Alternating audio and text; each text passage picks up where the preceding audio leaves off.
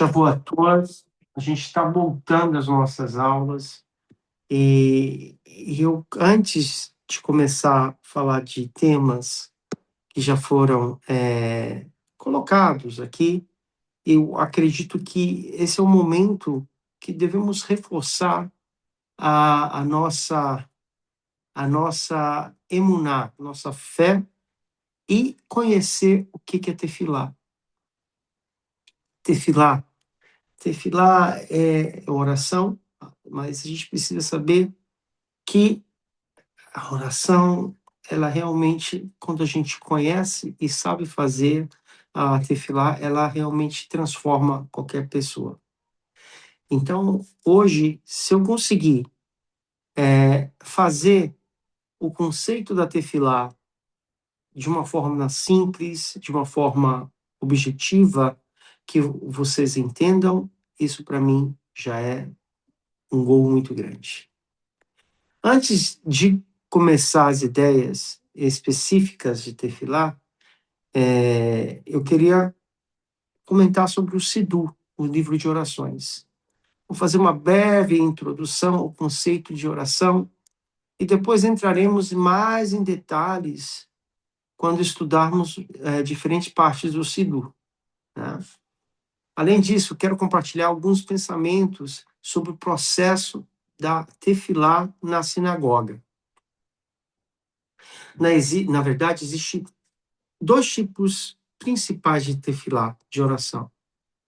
Os sábios explicam que há uma oração espontânea, aquela que vem do coração. Ela não precisa ser organizada e nem precisa palavras específicas. Por outro lado, existe a oração estruturada, que segue uma ordem fixa e é realizada em horários determinados do dia. No judaísmo, somos obrigados a orar, fazer tefilá pelo menos 3 vezes ao dia, de uma forma organizada. Ao longo desse estudo, eu quero explorar o que é tefilá, o que é oração, e de onde vem, no que se baseia e quais são suas partes, especialmente dentro do Sidu. Uma das razões pelas quais quero focar tanto no Sidu e que ele contém uma enorme quantidade de conhecimento judaico e é essencial tê-lo em casa, entender como utilizar corretamente. A palavra Sidu vem da raiz hebraica ordem, seder. Assim como o seder de Pesach que a gente passou agora, alguns dias atrás, o Sidu representa a ordem das orações. A palavra Sidu, como eu falei, ela vai surgir no decorrer da história judaica. Segundo a tradição, Moshe Rabbeinu recebeu no Monte Sinai não apenas a Torá escrita, mas também recebeu a Torá oral. A Torá escrita corresponde também a Taná, os 24 livros sagrados, enquanto a Torá oral explica como aplicar esses ensinamentos na prática. Com passo a passo, os sábios organizaram as orações, incluíram as berahot, as bênçãos, que fazemos antes de comer ou cumprir um mandamento. Essas bênçãos normalmente começam com Baruch Atah. Esse ensinamento na prática. Com o passar do tempo, os sábios organizaram orações, incluindo berahot, né? E as ideias, essas bênçãos normalmente começam, como eu falei, com Baruch Atah Hashem, bendito seja tu, eterno Deus. A ideia central dessas bênçãos é reconhecer que o bendito seja Deus e agradecer a Ele por tudo. Quando fazemos isso constantemente, a gente tem a obrigação por dia de fazer 100 berahot, 100 bênçãos, como ensina o Talmud. Nossa perspectiva de vida muda completamente se a gente faz 100 berahot todos os dias. Como é que faz 100 berahot todos os dias, Rabino? Em vez de focar nos problemas, passamos a buscar oportunidades para agradecer. Isso transforma a pessoa. Por exemplo, até algo simples como beber água pode se tornar um momento espiritual. E se você fizer uma pausa e disser uma bênção com kavaná, com bênção, isso já transforma. Muitas pessoas perguntam, por que que Deus quer que a gente reze? Por que que Deus quer que a gente faça oração? Isso vai ajudá-lo? A resposta é não. A oração não é para Deus, é para nós. Ela transforma, nos lembra de algo maior do que nós mesmos e nos ajuda a crescer espiritualmente. Segundo alguns ensinamentos místicos, as orações também abrem canais espirituais que permitem que as bênçãos divinas fluam para o mundo. Além disso, o Talmud diz que os anjos aguardam as orações humanas, porque as orações de um ser humano que tem escolha é ainda mais valiosa do que um anjo que não tem livre-arbítrio. É como uma cadeia que você vai construir. Se a gente faz tefilá, os anjos aguardam e eles também rezam, oram a Deus. Ou seja, é como uma situação que tudo entra em harmonia até os níveis mais elevados. Até a natureza, se vocês sabiam, ela também faz tefilá. Sabe como é que é a tefilá da natureza? É cumprir sua função. Agora que em Israel chegou a primavera. Então, o que que ela vai ter que fazer? Abrir flores, crescer flores, folhas, trazer os pássaros, né? Cumprir a sua função. Os animais e as árvores, e todo mundo segue a sua natureza, que tem, que é assim, por exemplo, a missão, a oração, como um animal serve a Shem, sendo ele próprio. Você não vai ver uma girafa querendo ser um elefante. Você não vai ver um cachorro querendo ser um gato.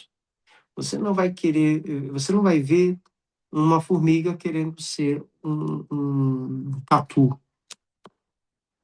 A gente vai ver que a ordem dos animais, como servir a Deus, é ele seguindo a sua natureza, e também o ser humano, né? Porém, a gente vive num mundo onde o homem tem um livre-arbítrio, como a gente falou. Então, o homem pode escolher servir a Deus e seguir sua natureza, que é, qual é a natureza do homem? Louvar Hashem. Vou contar um midrash.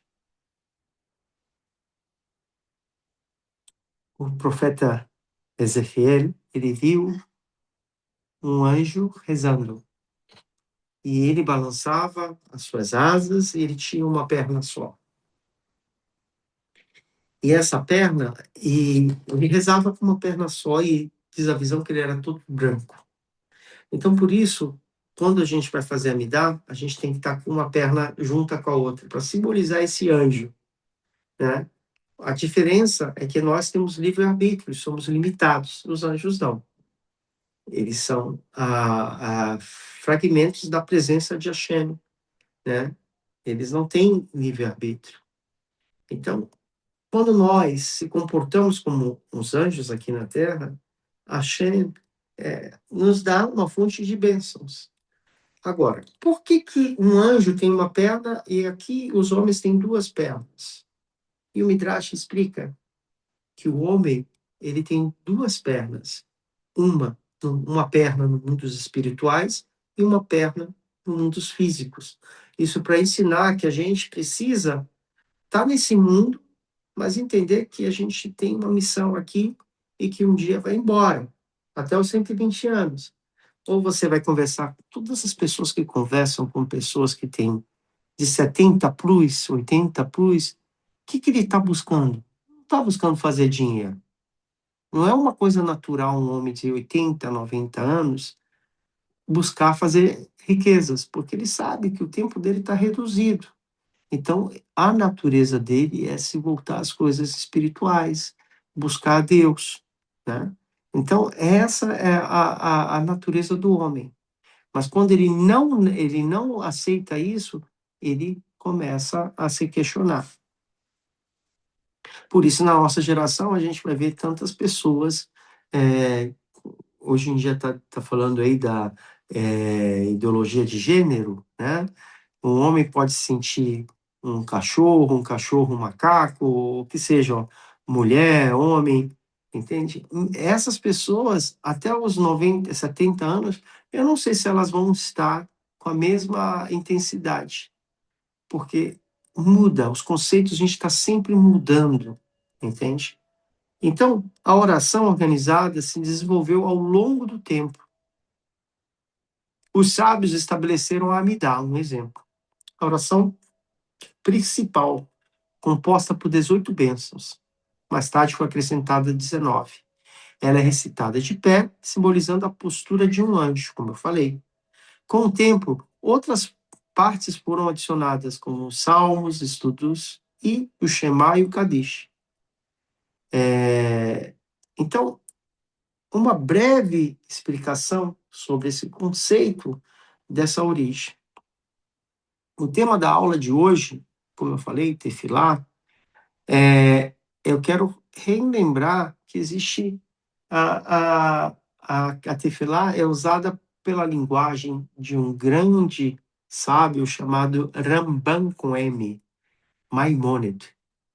As Leis das Orações escreveu vários livros, né? E também falou sobre a Tefilá.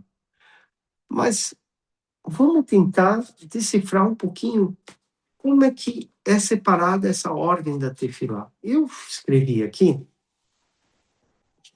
Tefilá Beyachid, ou Betzibur, e Tefilá Beyachid. Vamos falar junto? Tefilá Betzibur. Eu preciso que vocês falem, porque é para ver que vocês estão assistindo. Ó. Tefilá Betzibur, Tefilá Beyachid. Tefilá Betzibur, Tefilá Beyachid. Tefilá Betzibur é a oração em comunidade. Quando se tem minyan, 10 homens judeus. E Beyachid é quando eu estou fazendo sozinho. Qual é a diferença delas? A gente vai falar um pouquinho mais. E eu quero fazer uma explicação bem profunda para que vocês possam entender. E eu acredito que vai fazer um grande diferencial. A Tefilá, desde o Shacharit ao Amihá e o Avit, elas foram organizadas no seu princípio pós a destruição do primeiro e do segundo templo. Esdra a Sofé, quando retorna da Babilônia, ele vai estipular que nós, o povo de Israel, temos que recitar 2 vezes o Shema, como obrigação. A gente vai reconstruir o segundo templo, mas a gente não tem mais os sacrifícios. Então, como é que você vai fazer as tefilás? Ele vai automaticamente colocar mandamentos de oraita bíblicos como obrigação para o povo de Israel. Mas o Shema já fazia parte da vida judaica desde o primeiro templo. E costumo dizer que muito antes do templo. Então, ele vai fixar a obrigação de rezar o Shema ao se levantar e ao se deitar. 2 vezes, de manhã e à noite. 2 vezes ao dia. Até aqui, estamos entendendo. Faço uma pergunta aos senhores. Qual foi a primeira sinagoga do povo de Israel? Pergunta, parece ser fácil, mas não é. De fato, não sei. O Mishkan? Olha, fé meu amo. Talmid Chacham é Talmid Chacham. O Mishkan, o tabernáculo. A gente recebe a Torá no Monte Sinai. E aí, Hashem manda a gente construir uma casa, um tabernáculo. E ali a gente vai passar 40 anos no deserto com o nosso rabino, o rabino Moshe Rabbeinu, nosso mestre, que vai ensinar Lahá, que vai ensinar Torá, que vai orientar a construção de uma casa. E ali a gente também vai fazer nossas tefilot. Então, a primeira sinagoga que vai pintar na nossa história vai ser o Mishkan. E ali Moshe Rabbeinu vai ser Moshe Rabbeinu. Mas a oração, ela vai ser organizada e por muitos milhares de anos. A gente vai entender que depois que Ezra chega na terra de Israel, a gente vai ver que o Shema vai ser fixado. É uma oração de Oraita, mas também vai ter as orações de Rabanã, de Oraita e de Rabanã, dos sábios. Então, a gente vai começar a montar essa estrutura da Tefilá. Antigamente, as orações eram relacionadas juntos com os corbãs. Corban, em hebraico, significa sacrifício. Em plural, korbanot. A gente tinha a obrigação 3 vezes ao dia trazer os corbãs. Agora, quantos korbanot a gente trazia? Quais são eles? Quais são as espécies dos corbanotes que a gente trazia? Pode falar, quem quiser falar, pode falar. O touro, né? Hã? O touro. Não, o nome dos corban. Corban Tamid, e mais. Esse aí já não sei. É Tamid. Uhum. E um corban de se eu cometo alguma, haverá algum pecado. Hatat. Como é que é aqui, vai? Hatat. Hatat, muito bom. Tamid e Hatat. Corban contínuo. Os corbanot, eles sempre foram contínuos. A questão é, a gente vai ver no livro de Bereshit que desde a criação do homem com seus filhos, Caim e Abel, a gente vai ver que vão trazer corban. E a gente vai ver mais um pouquinho, Noa vai fazer um corban quando desce da arca. Concordam? Depois vai vir Abraão Avino, vai ser testada, Kedat Yitzhak, né? Que vai ser aquela questão que ele vai pegar o filho, vai fazer um sacrifício, mas até então, os sacrifícios humanos eram relacionados ao paganismo, né? Então, tudo que era paganismo era contra o que Deus pregava, e no final Deus manda fazer, testa Abraão Avinu da forma mais cruel, para saber se realmente ele amava Hashem de toda a sua alma e de todo o seu coração. Então a gente vai ver que o Corban ele sempre vai estar na ideia judaica do povo de Israel, mas ele vai se organizar. E quando ele vai se organizar? Até mesmo no Egito. Vocês se lembram o que aconteceu no Egito? Deus manda que pegue o Corban peça. E antes de pegar o Corban peça, pega o carneiro e amarra do lado da cama. Vocês lembram disso? Para poder fazer o Corban peça. E o que o carneiro era para os egípcios? Um deus. Então era uma das piores abominações que os israelitas estavam fazendo com o povo egípcio. Pegar o seu ídolo, seu Deus e matá-lo. Né? Eu não sei se vocês tiveram a oportunidade, e eu faço uma beirahá para vocês, quando a guerra acabar, quem está aqui em Israel, quem não está, que vocês tenham Parnassá, e um belo dia vocês pegam um voo e vão até aí, ali em Londres, no Natural Museum, no Museu Nacional, que é de graça, vocês não pagam nada, só ficar na fila lá, vocês entram e passam o dia inteiro, pode passar uma semana lá, vocês não conseguem ver tudo. E dentro da área do Egito, tem uma estátua egípcia de um cordeiro enorme. E dentro, embaixo dele, tem um deus pagão. E eu achei muito interessante, porque realmente era o deus mais importante do Egito. Né? Então, um dos deuses. Né? Então, o Corban, ele vai fazer parte da ideia judaica. E aí a gente vai organizar depois do Matan Torá. A gente vai fazer isso nos 40 anos, no deserto, quando Yehoshua ben Nun, Josué, vai entrar, né, na terra de Israel, vai se fazer Corban, e quando a gente começa a organizar, os Corbanos vão ficar seguindo junto com o Mishkan. Mas vai ter uma mudança radical aí. Quando o rei Davi, ele vai escolher o local do templo, Deus vai mostrar onde é o lugar do templo, e aí ele vai ser descartado para construir o templo. Veja bem, ele foi descartado para levantar o alicerce do templo, o edifício, mas ele construiu os alicerces do templo.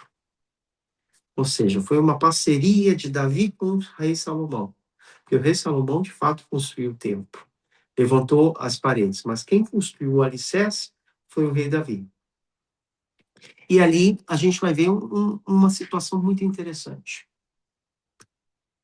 Davi já tinha falecido com 70 anos, seu filho já era rei, e termina a construção do templo, e faz a inauguração, num dia lindo como foi hoje. Talvez Jerusalém devia estar linda hoje.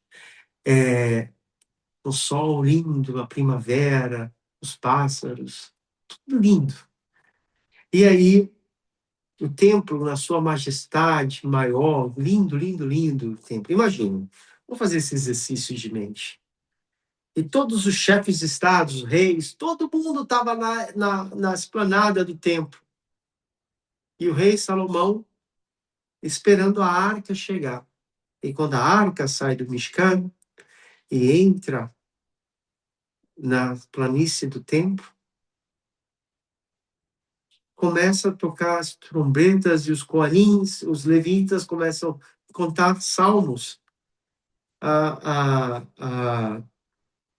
aquela presença maravilhosa que era Hashem, com a arca sagrada. O que acontece? Imediatamente as portas se fecham. Todas as 4 portas do templo se fecham. Que vergonha! E o rei Salomão faz assim, ó, vai lá abrir. E ninguém conseguia abrir. Então o rei Salomão entendeu que Deus não estava contente com a inauguração do templo. E sempre tem aqueles, no pior dos momentos, sempre tem aquelas pessoas que quer ver o circo pegar fogo. Olá, construiu, Deus não quis. Está castigando. Rei Salomão, imagina. E aí o rei Salomão, o que ele fez? Tefilá, ele rezou. Hashem, pelo mérito de Abraão, abra as portas. Não abriu. Pelo mérito de Isaac, abre as portas. Não abriu. Jacó não abriu. As matriarcas, Raquel, não abriu. E ele já estava vermelho com a vergonha. Ele disse, Hashem, pelo mérito do teu filho Davi. O rei Davi, aquele pessoal que estuda comigo há muitos anos sabe que eu estou falando do rei Davi. Filho né, de uma mulher que foi injustiçada, que pensavam que ela tinha traído o seu esposo Ishai. Davi, que foi mandado tiquito para os campos porque achavam que ele era manzê, que ele era bastardo. Davi que teve que aprender a viver com a solidão e aprender a fazer tefilá be'ahid. Olha que eu já ensinei há pouco. Yahid, be'ahid, sozinho. Então, Davi, que toda a sua vida foi batalha, batalha, mas ele nunca deixou o Avodat Hashem, ele nunca deixou. Cada caída que ele tinha, cada desafio que ele tinha, ele crescia mais. Ele se tornou o grande rei Davi. Chegou a ter profecias, e uma das profecias que ele teve foi a elaboração de uma tefilá, além dos salmos. Vocês já viram no Shaharit? Depois que a gente vai lá, antes do Baruch She'amah, a gente tem Vai Varer David, né? É uma oração que a gente tem no Siddur, Vai Varer David. E falou David, Baruch Atah, ele foi a primeira pessoa que falou Baruch Atah, Hashem, foi o rei Davi. Porque o rei Davi conseguia chegar na Tefilá, nós, pobres mortais, que somos. Quem somos nós da fila do pão para falar com Hashem? Imagina, hoje em dia a gente vê muitos evangélicos, com muito respeito, tá? Os próprios outras religiões, eles mudam a ordem das orações dele, mas tem algo central nas orações dele, que nunca muda. É aceitar o chuchu. Mas todas as rezas dele são louvor e depois já vai estar pedindo. Um louvor, dois louvores, eu estou pedindo. No judaísmo, não. A gente tem uma cadência de se preparar espiritualmente, de louvar, se elevar. Para quando a gente está preparado, a gente pode fazer nossas orações e nossos pedidos.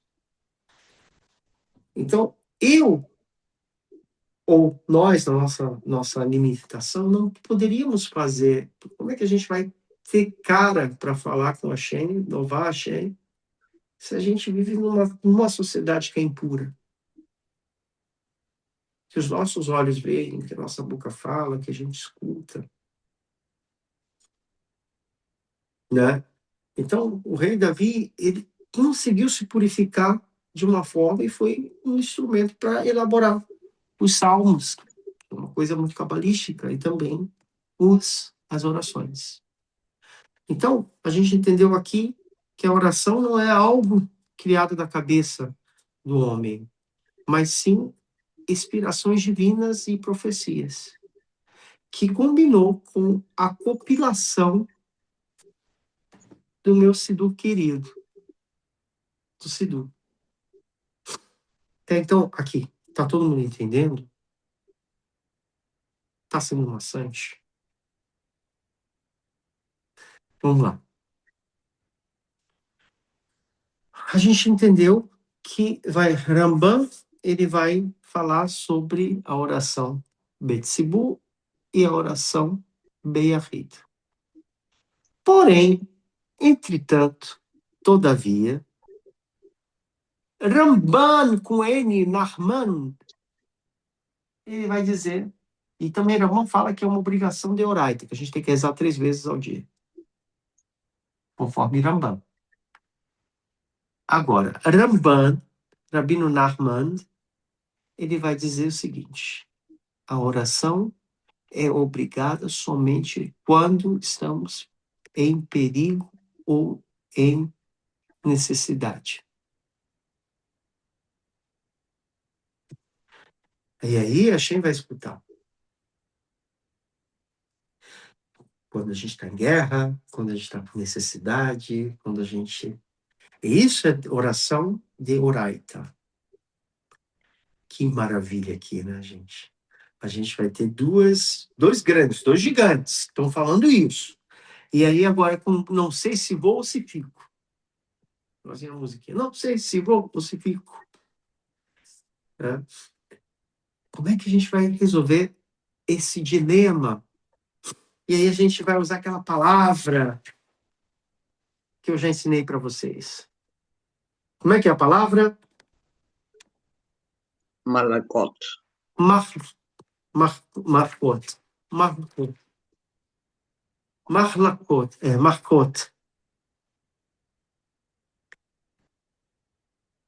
Marcot significa discussão, dúvida. A gente não sabe. Eu já ensinei algumas vezes sobre a mãozinha. Vocês se lembram da mãozinha? O que você está vendo aqui? Você está vendo o que aqui, Akira?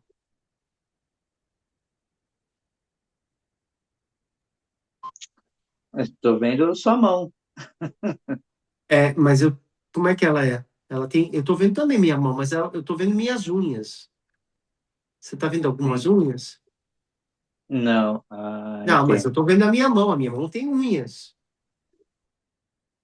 A perspectiva diferente de olhar as Agora coisas. você tá vendo aqui agora. Sim, agora vejo suas unhas. Eu não vejo. Eu vejo linha. Sim. É a mesma mão com olhar diferente. Marcota. A gente vai ter essas opiniões. E dentro dessas duas opiniões tem várias opiniões que combinam com a elaboração do Shulchan Aruch. Yosef Karo, há 500 anos atrás, aqui na terra de Israel, um rabino chamado sefaradita, de origem da garota separada, ele vai compilar o Shulchan Aruch. Olha aqui, na minha versão pequenininha. Esse aqui eu usei no meu seminário rabínico alguns anos atrás. E o Shulchan Aruch, ele é o código de ética do judeu. O que a gente vê aí, alguns livros que vendem no Brasil, ou em inglês, que são 2 ou 3, é o Kitsu. É um resumo do resumo. Aqui não, é o grosso. Aqui, todas as alahot. Nesse exato momento, no mesmo período que estava sendo escrito em Tzfat, o Shulchan Aruch, o Rabino Yosef Karo, também na Cracóvia, estava sendo escrito o Shulchan Aruch dos Ashkenazim, pelo Rabino Israel Izidich, que é o Ramá. O Remá, na Cracóvia, também estava escrevendo o Shulchan Aruch Ashkenazi. No mesmo período, parecia que tinha inspiração divina. E teve. Porque eles entenderam que o povo de Israel estava se assimilando. Eles não conseguiam entender, numa linguagem mais simples, o que era as alahot. Então, ambos, tanto o Rabino Yosef Karo como o Remá, entenderam que era necessário ter um livro para se escrever, de leis. O Rabino Yosef Karo chama Shulchan Aruch. Shulchan Aruch significa mesa posta. E o Remá estava escrevendo um Shulchan Aruch, mas na verdade ele estava escrevendo Shulchan Aruch. Mas quando ambos ficaram sabendo, o Remá parou de escrever. Faço a pergunta, 500 anos atrás, onde tinha mais judeus? Na Europa ou na Terra de Israel?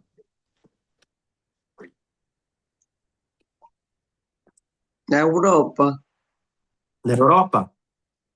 Então, era para pegar a maioria do povo judeu, né? Na Europa. Mas o Remar entendeu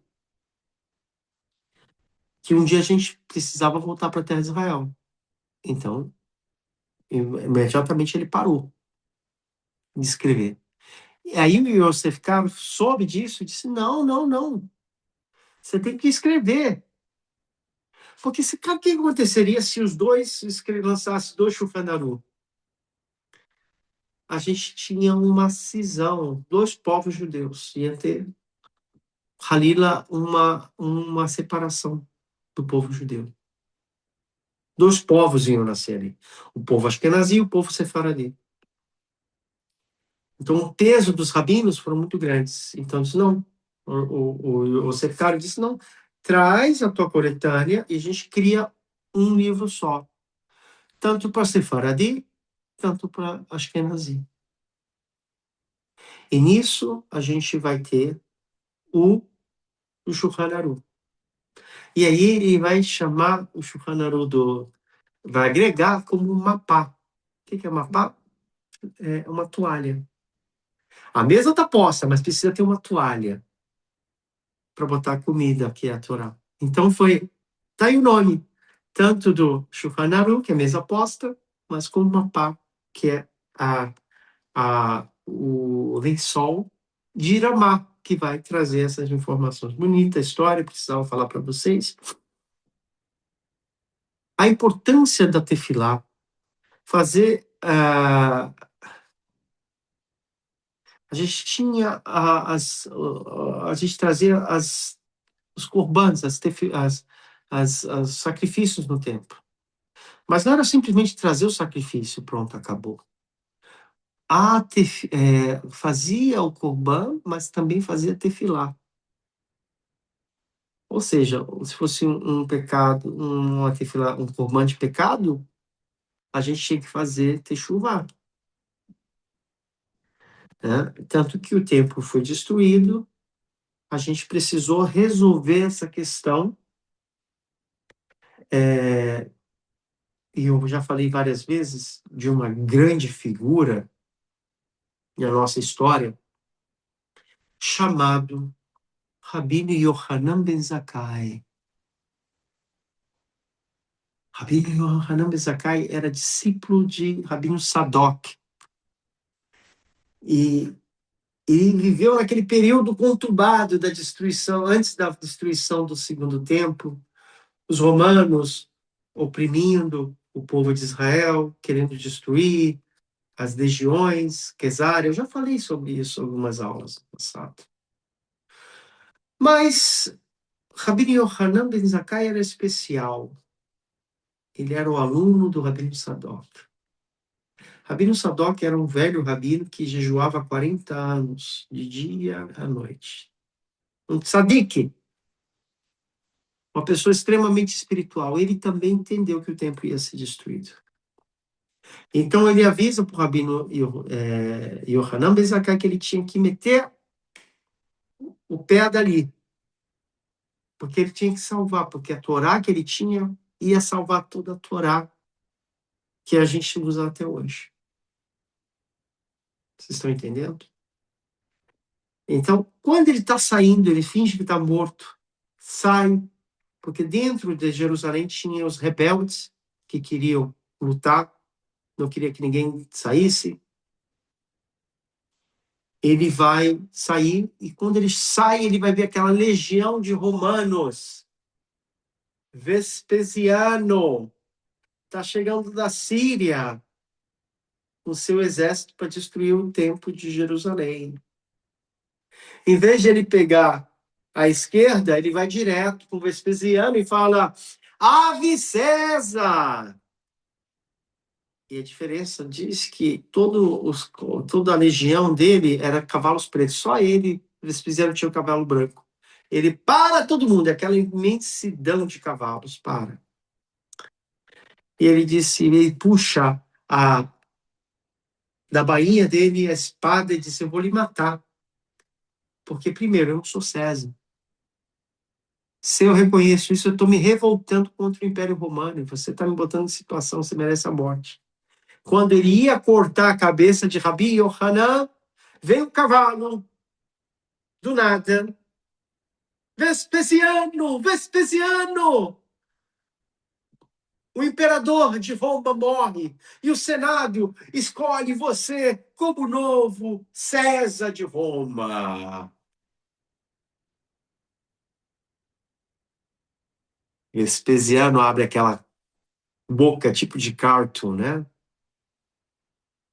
Eu sou o novo imperador de Roma.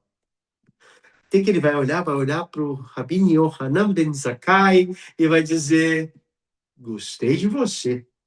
Tua profecia é boa. Você me pede o que você quiser. Eu assino embaixo. Estou contente. Ele pede 3 coisas. Uma, a cidade de Yavne. Segunda coisa é que não toque na família do Gamaliel, que é a família do rei Davi.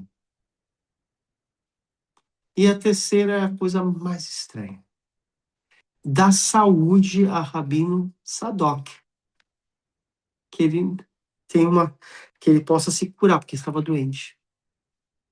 Aí o Vespasiano disse, olha, posso te dar Yavne, é pantanoso mesmo, não me interessa. Família de um rei nunca vai ser rei, porque agora eu que sou o imperador, né? Então eu que mando aqui, tudo bem, mas eu não entendo por que eu tenho que dar saúde para um velho. Aí Rabi Yohanan disse, você não entende. Rabi Sadoc jejuou 40 anos. Ele rezava 40 anos, e por causa desse jejum, o templo não foi destruído. Se tivesse 2 como ele, você nunca estaria aqui. É a força de um sabido. Por isso a gente tem esse costume de dar cavô das pessoas mais velhas.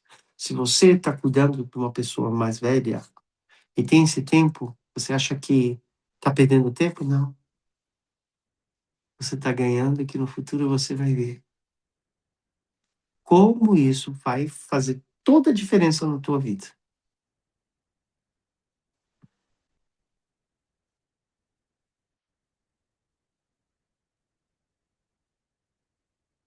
Tefilá, de onde aprendemos que temos uma mitzvah de fazer tefilá. E como aprendemos ter, que temos que rezar. O Talmud Ta'anit, o Talmud babilônico, na Guemará, ele fala que tem que haver com jejuns, na página 2, que diz lá, 2 pesuquim, dois capítulos, que são diretamente o mandamento de Oraita.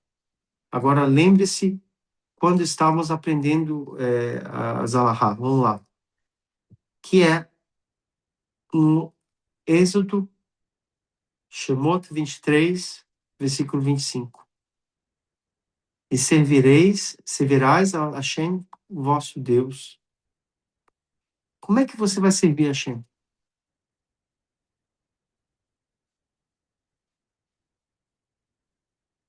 Hashem quer um copo d'água, você vai lá levar a Hashem? Orando.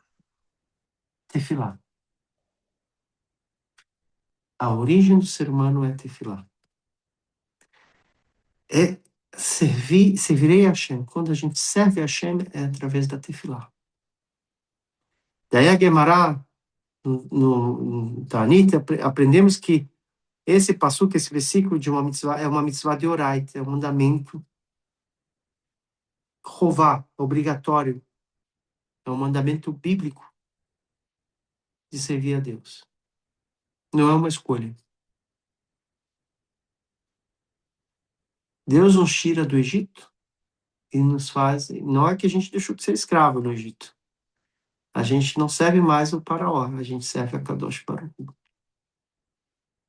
E uma diferença de carregar rochas e tijolos, o servir é carregar e trazer a ele tefilot.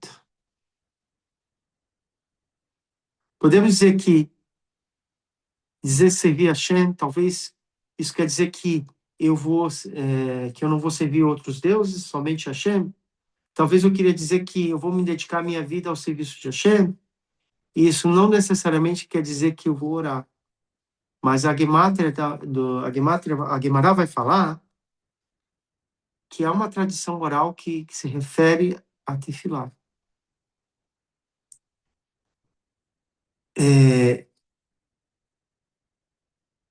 O que quer dizer servir a deuses? Não é questão espiritual.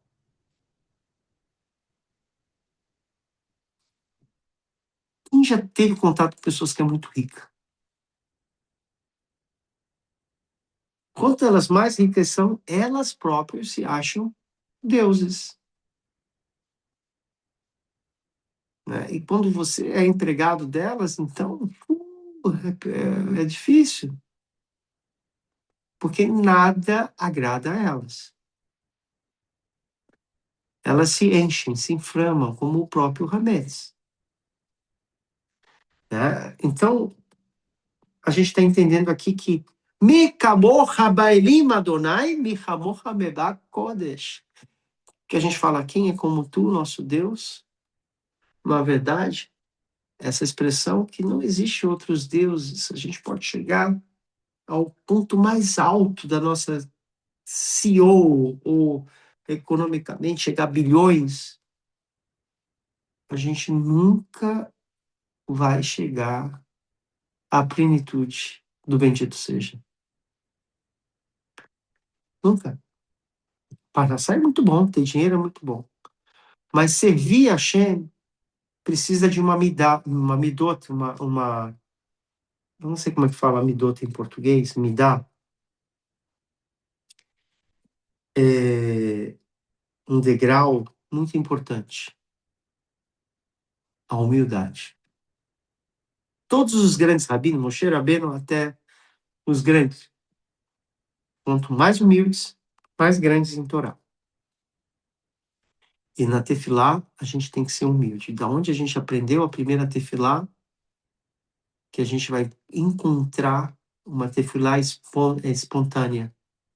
E vem de uma mulher. Quem era essa mulher? Hannah. Adler. Ela não estava lá fazendo o do lado Shemkito, que Leonardo Pessoa desimbrar. Ela não estava fazendo os korbanot, ela não estava fazendo o Shema, nem a Midá. Ela estava fazendo a tefilá do coração dela. E é uma das orações mais bonitas, tefilá Shehana. E ela vem com humildade. Também, vamos ver que isso, em orações específicas que vamos estudar mais adiante, sobre como a Hashem quer que a gente compartilhe com ele as nossas tefilás, com gratidão pelas coisas que recebemos. Nós temos muito mau costume só querer mais, mais, mais, mais. Mas a gente olha para trás, tanta coisa boa já aconteceu nas nossas vidas. Deus te tirou da tua terra, da tua parentela, e te colocou aonde você precisa estar. Os teus olhos já viram, e que vocês vão ver. Então, gratidão. Se a gente tem mérito, a Hashem vai dar mais mérito para a gente poder fazer muitas outras coisas. Eu faço isso todos os dias, dizendo, puxa vida, eu saí lá de Manaus. É longe. E tem uns conterrâneos meus aqui que sabem o que eu estou falando. É longe. E às vezes não tem expectativa para nada. O judaísmo lá é muito limitado. Está melhorando. Mas é uma coisa tradicional. Mas eu quero, sabe o quê, Rabino? Eu não quero uma coisa tradicional, eu quero eu quero Torá, eu quero o estudo da Torá viva, eu quero estudar sair de um shiur e sair ali flutuando. Como às vezes em São Paulo, às vezes em Jerusalém, às vezes no Brooklyn, ou talvez em Stamford Hill. Não sei, eu quero uma coisa que tenha fogo. Mas eu não tenho, porque eu tenho ali só o trivial. Mas o que pode mudar isso? O que pode mudar isso? Tefilar.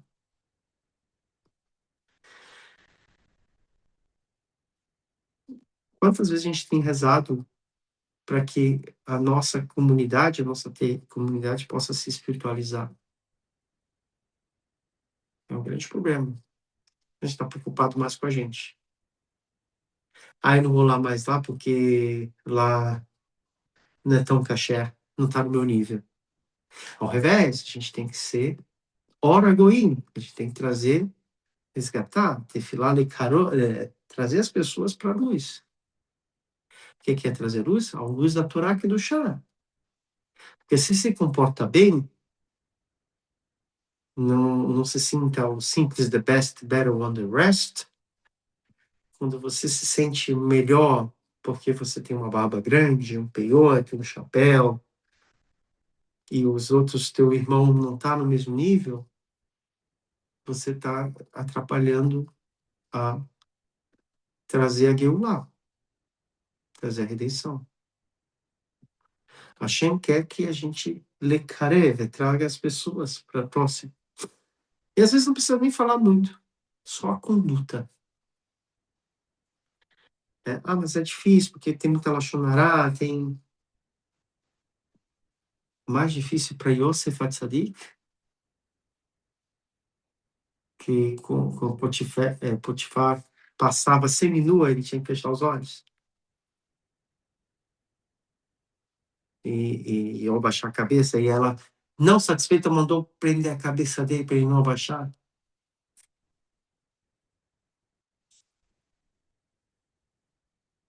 A tefilá vem da palavra em hebraico lehit panel. Lehit panel é uma introspecção, uma autoanálise. Eu vou confessar para vocês, amanhã é o último dia que eu estou fazendo Kaddish para minha mãe, já se passou 11 meses. E hoje eu estava entre aulas e aulas, vocês sabem, no domingo é minhas aulas, e eu disse, poxa, eu tenho que fazer Kaddish para minha mãe. E aí eu levantei, fui para achar uma sinagoga, já estava na Shikiá, então era mais difícil achar Minhá.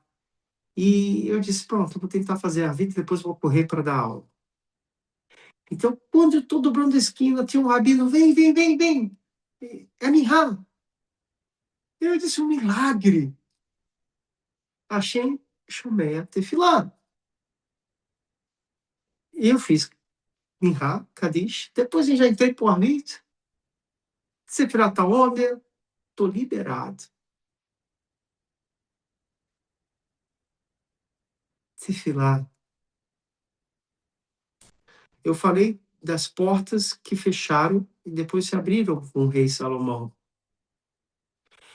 Infelizmente, quando o templo estava sendo destruído, o segundo templo, o Midrash fala que antes de o templo se queimar, as 4 portas, 3 portas fecharam, como o rei Salomão. E uma porta ficou aberta. As portas das lágrimas. As portas da Rahamé, da misericórdia. Assim que uma pessoa vem a Shem com lágrimas na sua alma, ele conecta essas lágrimas com as portas do templo que foi queimada, que nunca se fechou. Então,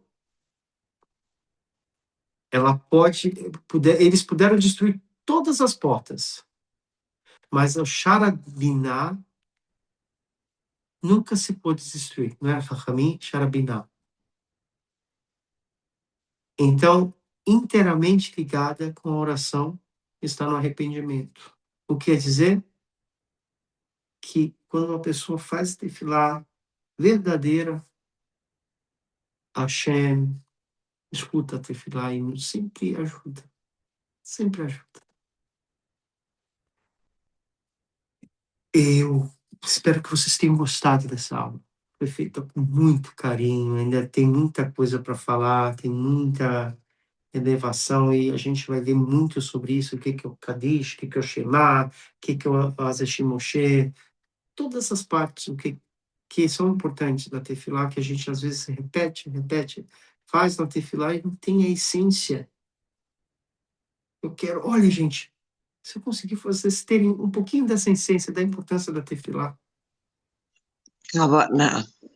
a kavaná, a seriedade da tefilá, que as pessoas precisam ir para a sinagoga quando está fazendo uma midá, para tudo, é midá, gente, é aquele momento que você está com o cheiro. Depois, conversa com teu vizinho, vai, marca para casa dele, alguma coisa assim, mas na tefilá, o tempo está passando tão rápido. As coisas estão passando muito rápido.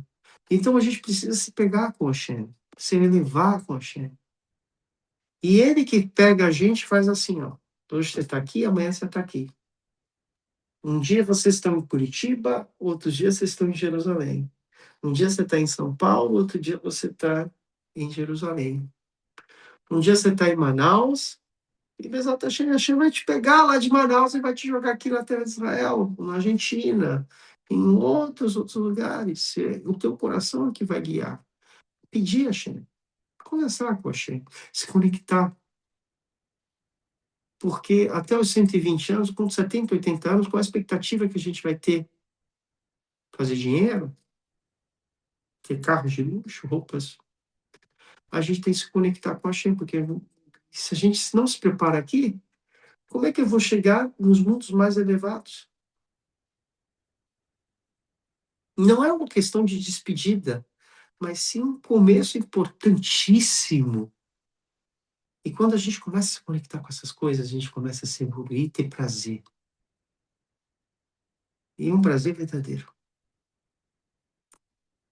Saudade de vocês, a gente começa essas aulas, lembrando que se o aeroporto abrir dia 3 de maio, eu estou viajando, e a gente vai ter alguns dias de férias, eu preciso ir lá em Manaus, né, visitar a sepultura da minha mãe pela primeira vez, ver meu pai. Como fala Roberto Carlos, são tantas emoções. Sheilot, perguntas? Não vai ter nenhuma breaking news hoje, Rafa? Breaking news! Breaking news, breaking news. Vamos lá. Vocês gostam do breaking news, né? Breaking news é muito legal. Eu comecei a ver os vídeos antigos e eu sempre falei breaking news, antes da CNN ter entrado. Eu estava falando, tem tanta coisa para falar, mas a importância do Shema, né? O Shema, ele deve ser feito dessa forma. Esse é o break news, tá? Por quê? Yud, Dalet, Shin. Vou ensinar para vocês. Shin, Yud, Dalet. O que a gente criou? Shaddai. Shema Israel Adonai Eloheinu Adonai Echad. O Shaddai, que está na mezuzá. O Sefaradi faz assim. O Yud, o Yud, o Dalet e o Shin. Esse é o Break News. Gostaram? Muito. Muito bom, Rafa, como sempre, muito bom. Papo Franco com o Rabino Franco na aula com o Rabino Franco. Vai ser ótimo falar com o senhor e ouvi-lo Fala falar. que eu te escuto. É muito Qual bom. é a melhor mezuzá? O que se deve ter gravado? A melhor Porque- mezuzá é aquela que é caché. Essa é a Não, melhor. isso é lógico. Se não tá caché, não é ruim. Não é boa. Mas assim, há umas que tá escrito Shaddai, outras tem só o Shin, e outras tem a Árvore da Vida, que eu Não, acho calma, lindo. Beth, calma. Você está falando da casa de mezuzá. O Da pergaminho da sempre vai Keisa. ter. Não, pergaminho tem que ser Pergaminho sempre vai caché. ter Shaddai. Sempre vai ser Shaddai. Se não tem Shaddai, não é mezuzá. É da China. É fake. Então, não é caché. O pergaminho tem que ter o Shaddai. A casa de mezuzá, o baita mezuzá que a gente chama, ali vai do gosto do freguês. Agora, os pergaminhos têm 3 tipos de pergaminhos, tá? Ashkenazi, Sefaradi e Chabad, ou Hassid, né? Então, o mais caro é o do Chabad, que eles é dinheiro. Separaria é mais baratinho. Então, vai do gosto do freguês. O que você se sente? Qual o teu gênero judaico? Separaria, eu acho. Não, tem que ser separaria. Tem gente que tem o gênero Ashkenazi. Tem gente que tem o gênero Chabad. O Eu importante gosto de todos. tem gente que tem muito de Eu todos. sou Maria, vai com as outras. Mas é bom ter sempre um costume. Eu sei.